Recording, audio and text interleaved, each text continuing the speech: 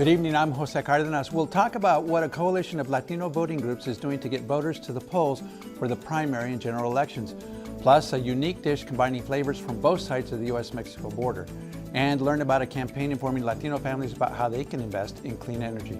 All this coming up straight ahead on Horizonte.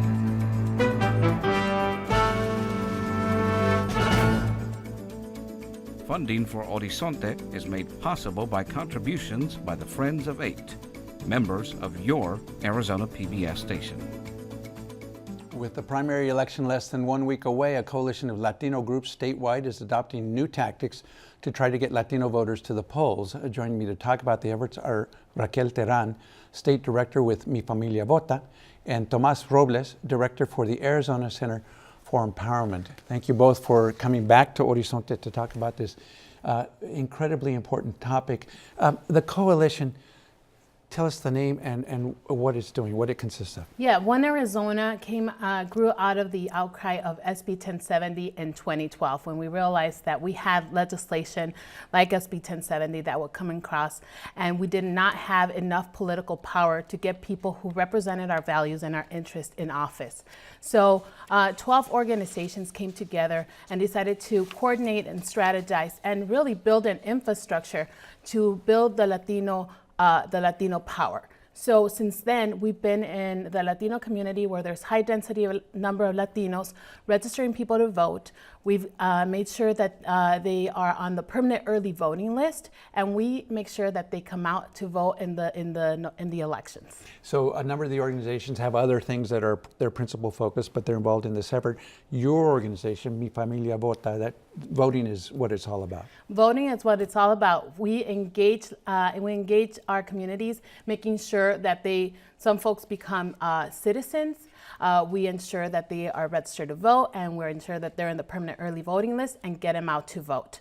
And not only do we ensure that those new citizens come out to vote, but we reach out to Latinos across the state. We concentrate our efforts largely in Maricopa County and in Pima County, but we are also reaching through our efforts either through the phone banking or through mail to make sure that everybody is educating on the decision-making process. And Tomas, you're the director of one of the organizations that has a broader focus, but right now is focused on voting, but the Arizona Center for Empowerment. Tell us a little bit about it. Yeah, so two of the major factors that we focus on in the Arizona Center for Empowerment is community development, and along with the electoral work that we do with One Arizona. So a lot of our programs are gauged to further develop our community professionally through our programs and also youth. And one of the major reasons we're doing both at the same time is with our high school voter outreach program through a partnership with the Phoenix Union High School District. And what are the specifics of that program? The high school resolution that we passed incorporates bringing curriculum to the high schools about the importance of voting, but not just voting in general, but voting in local elections and how that impacts each individual community. Along with that, we bring a twice-year focus on strictly voter registration for its high school seniors. This year we'll begin the inaugural year where we'll, in coordination with the National Voter Registration Day, we will hold a 1-week conference or event at each of the Phoenix Union high schools to engage all the high school seniors and get them registered to vote in time for the general elections. So those would be students who are 18 years or older. Correct, or the ones that will be 18 by the time the election starts. So Tomas just talked about one of the new things that are going on. When we introduced this segment, we talked about new efforts. What else are you guys doing that's different than what you were doing before? Well, we continue to knock on doors. We feel that the best way to reach the voters is to have a personal relationship. So not only do volunteers, but our staff go every afternoon knocking on doors, building that relationship, getting people to sign a commitment card to commit to vote in the November elections. We ensure that they let us know what are the issues that they care about, because that way we can organize around the issues that the community is letting us know.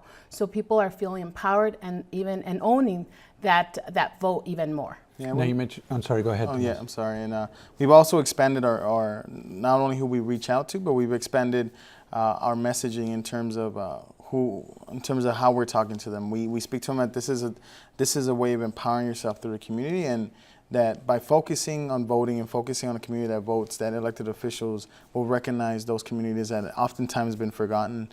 And of course, our messaging, our expansion is in the electorate. We now expanded from just Latinos, but also young people and then single women and single mothers as well. So we've expanded our reach so that we can reach a much broader base of voters that have been forgotten about at times. So Raquel mentioned the November election, and I take it that's the real focus here. It's not so much the primary, but getting people to vote in November.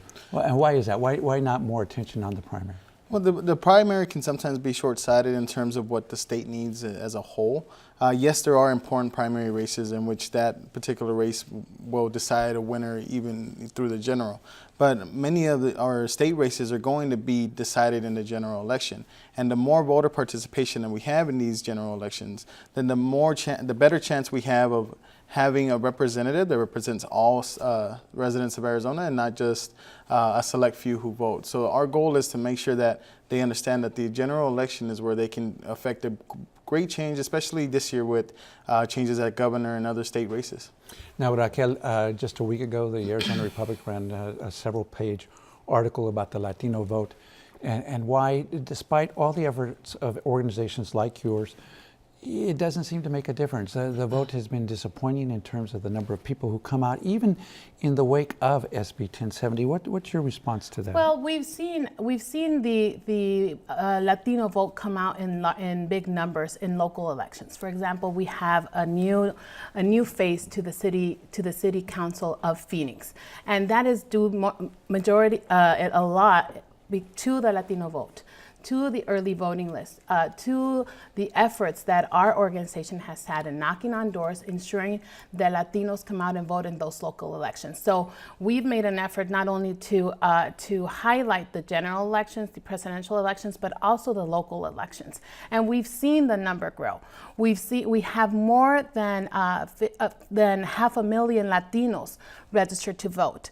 We have 262,000 Latinos on the permanent early voting list, and we are continuing to engage these Latinos. And we may not see the results necessarily even in this year, but we are seeing how that it's going to be inevitable to have the Latino vote in order to win a statewide election, and it's going to come because we're going to continue to build on the infrastructure that we have right now. I think what we forget about that is that I think sometimes the expectations is that the Latino electorate will all of a sudden go from a low participation group to max participation in just one election cycle, and that's not the case. But what's been important is that we've been increasing the clout amongst Latinos and their vote. I mean, One Arizona, since it began in 2010, has already put over 90,000 people on the Pebble. 150,000 voters have been registered because of One Arizona. Mm-hmm. These are efforts that, while may not have a huge chunk nationally, or it may not be the 180 turnaround that we are hoping for, but it's increasing every year. And every year we're creating a culture of voters that 4 years ago would have never thought about voting as a way to empower themselves in their communities. So right now, though, to date, in this campaign cycle, Yes. what have you seen that you find encouraging in terms of thinking that there will be more Latinos voting this time around? I think a lot of ways we've seen a lot of Latino candidates win elections. People are seeing more individuals that they can see that can better represent them. They've had victories. We see more candidates that appeal to a Latino base. And we've, like Raquel mentioned, our organization in One Arizona have been talking to people about issues that are important to them. Mm-hmm. Not just immigration, but also education here in Arizona, tuition cost, raising the minimum wage to a larger living wage. So we're really gathering the stories of our voters out there to really use their concerns as a method to get them motivated to get to the polls. We also, like the conversations that we have at the doors, people are they're committed to voting. They know that they need to vote. We've heard the voters mature.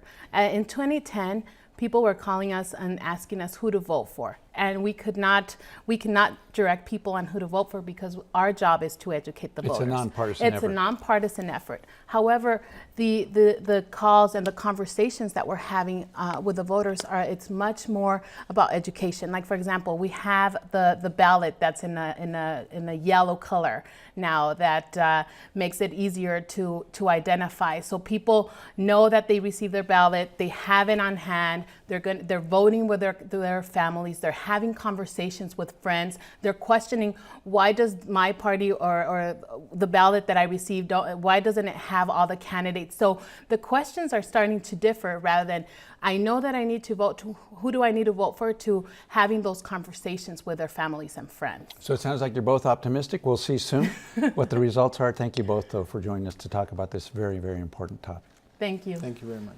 The Sonoran hot dog is appearing in food carts in some parts of the valley and also in southern Arizona. The dish takes the American hot dog, transforms it into a unique dish with flavors from both sides of the U.S.-Mexico border. AZPM producer Luis Carrion and photographer Martin Rubio take a look at this culinary expression of our region. It's early Friday evening, and people are leaving work and shifting into the weekend mode. For many, that means a stop at a local eatery. Here at Downtown Kitchen and Cocktails, Janos Wilder oversees activities as his staff kicks into gear. A lot of people come in and have dinner and drinks. Happy hour is just about starting now, so people are coming in for happy hour. We've got the ATC opening tonight, so we'll be nice and busy for that. It's a really busy time downtown. A lot going on downtown. Janos' restaurant is known for innovative dishes that take Wilder's French culinary training and tap into connections with Southwestern food traditions. He says the happy hour menu in particular is where the food is less formal and plays with regional traditions that create a sense of place. So all sorts of fun things like that. And our version of the Sonoran hot dog, the J-Dog. Wilder says the Sonoran hot dog is an odd creature. It came out of Hermosillo, Mexico, but it's evolved entirely as a regional dish along our border region, quickly gaining popularity. I became enamored with Sonoran hot dogs, gosh, I guess 7 or 8 years ago, maybe even a little bit longer, when they started popping up. Never had heard of them, right? Then you see these little hot dog stands on the side of the road. What's this all about? And so I started checking them out. We used that as sort of the inspiration for our dog. Ours is a little bit different from that, but it was really inspired. And really, it's really an analog to that dog. Wilder says the authentic Sonoran hot dog dining experience needs to take place at a street cart, like this one. Less than a mile away from Janos' place on South 6th Avenue, you'll find Noe Maciel's establishment. Hola. How many dogs? A typical dogueria, as these carts are known, and the inspiration for the J-Dog. It's popped up, I don't know, 10 or 15 years ago, and you started seeing these. Now they're everywhere. It seems like every vacant lot got it. Either it's taqueria or a Sonoran hot dog stand, all over the place. And just in places like this, people just pop in and out, get a hot dog, or in a place like this, and come in, get a soda, and go back to work or be on their way. And you can, he's got a great corner here. It's a typical weekday here at Noe Maciel's Dogueria, and people are pulling into the lot to place their orders. Some eat at the tables or in their cars, and some pick up large orders to take back to co-workers. Bun's really important. Super fluffy bun. These are all made here in Tucson. They're really fluffy buns. Got a toasted bun. The hot dog is a smaller hot dog, and it's wrapped in bacon. So you have the pork from the hot dog, you have the pork from the bacon. That flavor is really important. Then, once the bun's toasted, in the bottom of the bun go pinto beans. Then there'll be a variety of condiments on top. Mayonnaise, tell me why. I don't know why. Mayonnaise, where does that come from? I've tried to figure it out. Mayonnaise, mustard, usually onions, and then a chili güero, a yellow roasted grilled chili on there. That's the basis. Noe Maciel is originally from Michoacán. He says they have hot dogs there, but they're nothing like the Sonoran hot dog. Maciel says he uses the same recipe as all the other dogueros, except he toasts the bun and others will steam it instead. As for the mayonnaise, he says this ingredient, like all the others, are part of the discovery process. Mayonnaise, along with about a dozen different ingredients, combine to make the Sonoran hot dog a unique culinary expression of the border region. Llanos says the dish may have originated in Hermosillo, but it's crossed the border now, and it's part of the culture of this region as well as the menu at his restaurant. Our hot dog is directly analogous to the Sonoran hot dog. And I think the Sonoran hot dog also has a sense of place. And so that's what you're talking about, is a sense of place, which is really important to me in all of the cooking that we do. So here, the smoked poblano crema, the poblanos that are grown here, the nopalitos from this region, the great hot dog, the buns that are made here locally. All of those flavors really tell the story about where we live and where we are on the border. And that's important to me in all of the food that we do. That's why it's so important that we use the local gardeners, we use the local product, we use a lot of the product from native seed search. Some of them have been growing here for over 5,000 years. So really to be in touch with where you are, to give the food a sense of place, to ground it in the region where we live. The League of Conservation Voters held an open house last month to kick off Chispa, a new effort to engage Arizona's Latino community to clean up Maricopa County's air quality and boost the state's clean energy economy. Here to talk about the effort is Jennifer Allen, Latino Outreach Program Director for the League of Conservation Voters. Jennifer, the Latino vote is a big thing. We just devoted a segment to that and talking about getting out the Latino vote. What is the particular interest of the League in the Latino vote? It's a good question. I think it's a little known fact that Latino communities, and Latinos specifically, are probably the strongest environmentalists that we have in the United States, but are some of the communities that are the least involved in environmental organizations. The League of Conservation Voters, we recognize that and see Latino communities as a critical, important part of kind of the puzzle and the movement that we need to be putting in place so that we can have strong policies that can combat climate change, that can ensure that we have healthy communities, and that we're working towards a clean energy economy for the health and well-being of all of our communities here in Arizona, but across the country. I think you're right that it is a little known fact. I think people would be surprised to hear that. What basis does the League have for thinking that Latinos are more concerned about the environment than other groups? Poll after poll that's been conducted by League of Conservation Voters, National Resources Defense Council, Sierra Club, National Council for La Raza has shown for the last, at least off the top of my head from the last 5 years, that Latinos want to see government action around addressing and fighting climate change at a rate that is higher than the U.S. population as a whole. So for example, it's about 88% of Latinos say that they want to see government action on climate change. It's about a little over 60% for the U.S. population as a whole. And is there any explanation for why that would be? Because I think most people would think Latinos are concerned about a whole bunch of issues. They would be concerned about that as well, but there might be other things that might be higher priorities. Why is it that, or why do you think it is that Latinos seem to be more concerned about this issue than the population as a whole? So it's interesting because we've tried to dig into that and understand what the motivations are and kind of why that is and why it continues to show up poll after poll. So one of the reasons is that, Latinos care about our families. And we care about future generations and ensuring that we are leaving our planet, we're leaving our community, a place that is better off than what we have right now. So part of it would be cultural values might lend themselves more toward being worried about this issue than might otherwise be the case. Absolutely. And when we ask questions that look at, is it an economic factor? Latinos, for example, right now comprise about 30 to 40% of clean energy jobs. But when asked whether it's an economic sort of analysis or motivation behind the strong support for environmental issues and environmental action, it's not. It's about culture, and it's about sort of the responsibility for stewardship of our earth and our planet and protecting it and doing it in the interest of our families and future generations. So now you're trying to direct that energy with Chispa, which means spark in Spanish. Mm-hmm. Tell us about that program.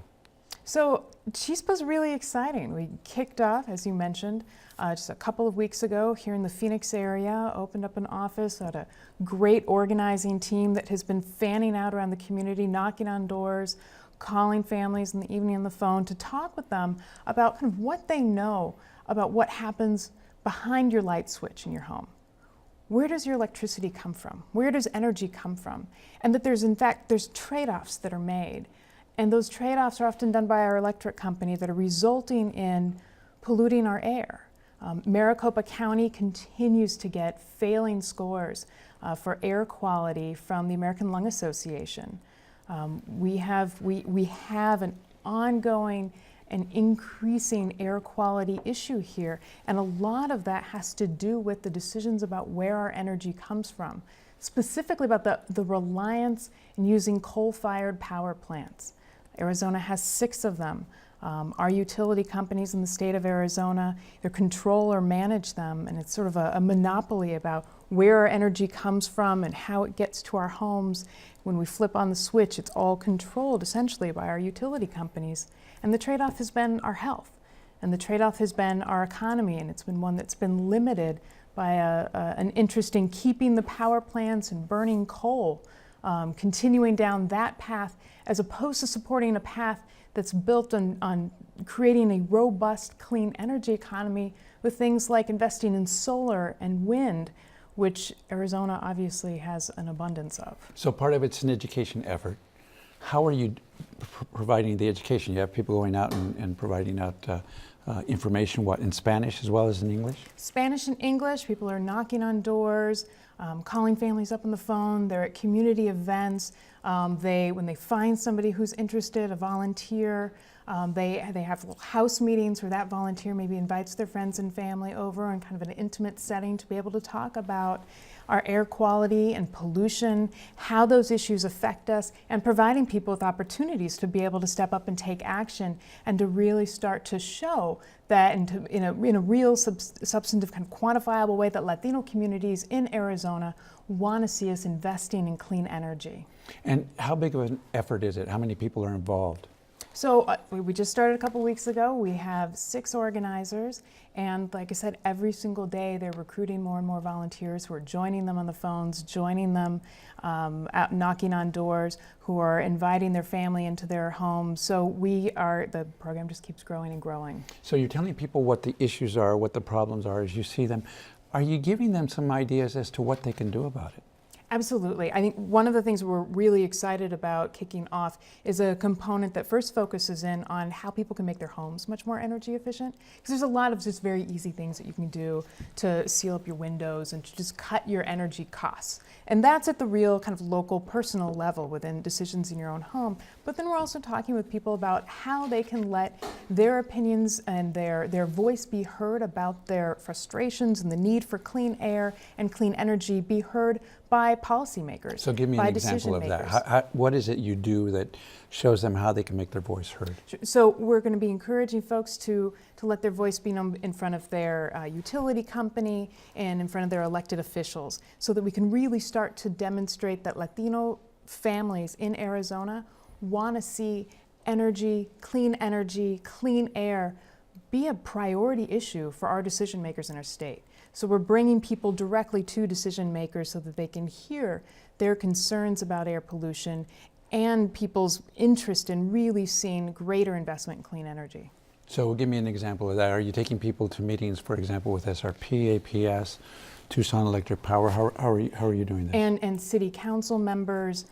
They'll be meeting with state legislators, hope to get them meetings as well with members of Congress, but really kind of getting out in the community so that decision makers have opportunities to hear from families talking about issues that they don't normally hear them talk about, and kind of putting them in front of as well kind of leadership around utility companies so that they can also be hearing directly from their customers about the types of policies and practices that we think should be in place. What about impact in elections? What are you telling people about that? So we're not really talking with people about the elections at all, much more focused on this as an issue that's important for the community.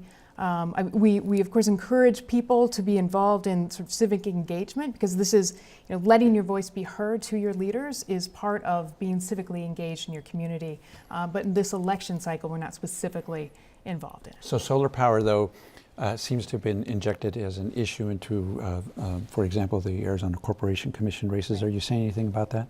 We're not. And this is a multi-month effort, as I understand it. It is. How are you going to measure success?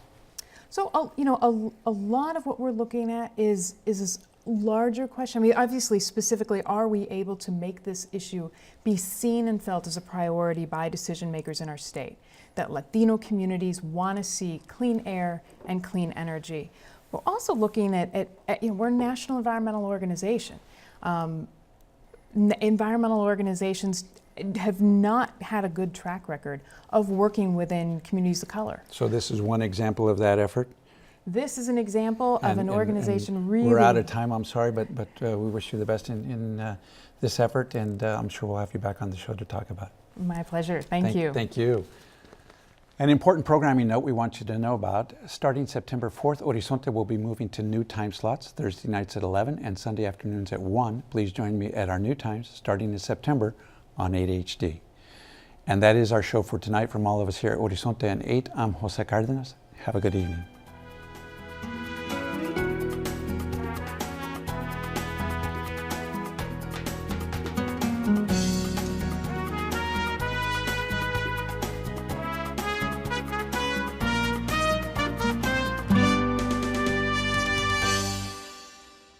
Funding for Horizonte is made possible by contributions by the Friends of 8, members of your Arizona PBS station.